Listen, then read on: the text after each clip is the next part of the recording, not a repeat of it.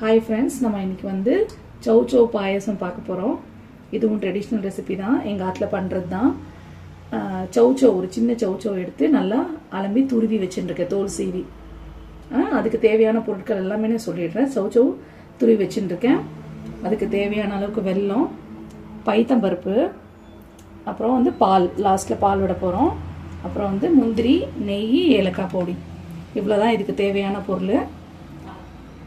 லாஸ்ட்டில் பால் விட போகிறோம். பால் வச்சுருக்கேன் நான். சரி, இப்போ நம்ம செய்யலாம். இன்றைக்கி வந்து நான் வெங்கல பானையில் பண்ண போகிறேன். குக்கரில் கூட நீங்கள் செய்யலாம். ஸோ நான் வெங்கல பானையில் தான் இன்றைக்கி பண்ண போகிறேன். தேவையான அளவுக்கு ஜலம் கொஞ்சம் விட்டுக்கோங்க, ஒரு டம்ளர் அளவுக்கு. அதில் பைத்தம்பருப்பு,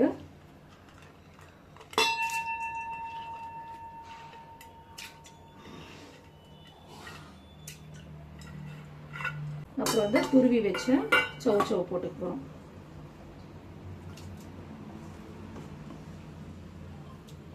இது நல்லா வேகட்டும்.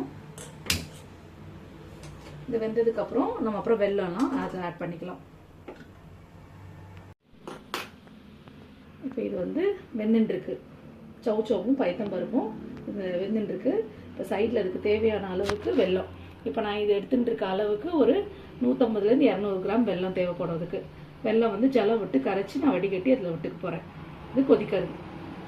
இது வெந்ததுக்கப்புறமா நம்ம அந்த வெல்லத்தை சேர்க்கலாம். பைத்தம்பருப்பும் சௌவும் நல்லா வெந்து போச்சு. இதுக்கு ஒரு 100 கிராம் அளவுக்கு பைத்தம்பருப்பு, 2 பொடி பைத்தம்பருப்பு போடலாம். சரியா?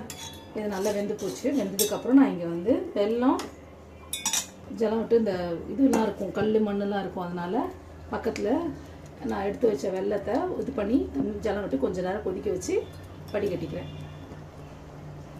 இதில் விட்டுருங்க.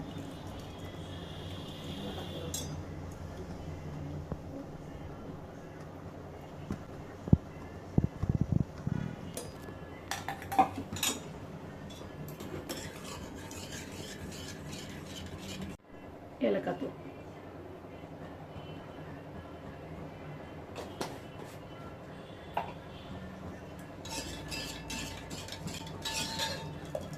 நல்லா கலக்கிக்கோங்க.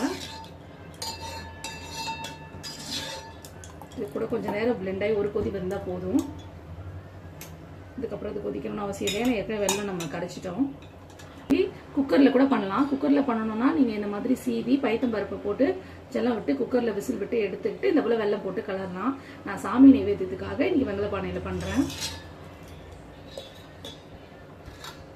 அப்புறம் இப்போ முந்திரி வறுத்து வச்சுருக்கேன், அதையும் நான் அதில் ஆட் பண்ணிக்கிறேன். இப்போ நம்ம அடுப்பு ஆஃப் பண்ணிடலாம்.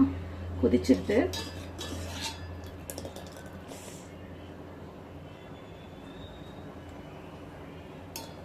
இப்போ நம்ம பால் எடுத்து வச்சுருக்கோம்.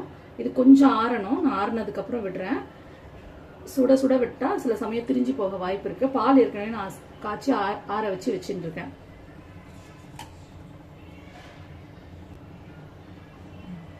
இதாக்கும். எல்லாருக்கும் ஹாப்பி நியூ இயர். போன வருஷம் யார் யாருக்கெல்லாம் எந்தெந்த காரியெல்லாம் தடைப்பட்டுச்சோ, இதெல்லாம் செய்ய முடியலன்னு ஃபீல் பண்ணீங்களோ, அது எல்லாம் இந்த வருஷம் 2026 ஆரம்பத்திலே எல்லாருக்கும் நல்லதாக பாசிட்டிவாக எல்லாமே நல்லா அமைஞ்சு வாழ வாழ்த்துக்கள். தேங்க்யூ.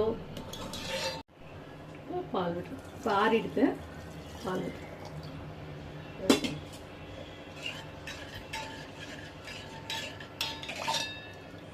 சாமி நைவேத்தியத்துக்கு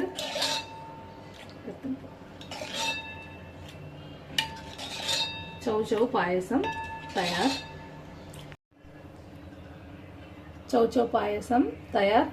எல்லாரும் ட்ரை பண்ணி பாருங்கள். எப்படி இருந்தது செஞ்சு பார்த்துட்டு எனக்கு ஃபீட்பேக் சொல்லுங்கள். எங்கள் சேனல் பிடிச்சிருந்தா எல்லாரும் லைக் பண்ணுங்கள், ஷேர் பண்ணுங்கள், சப்ஸ்கிரைப் பண்ணுங்கள்.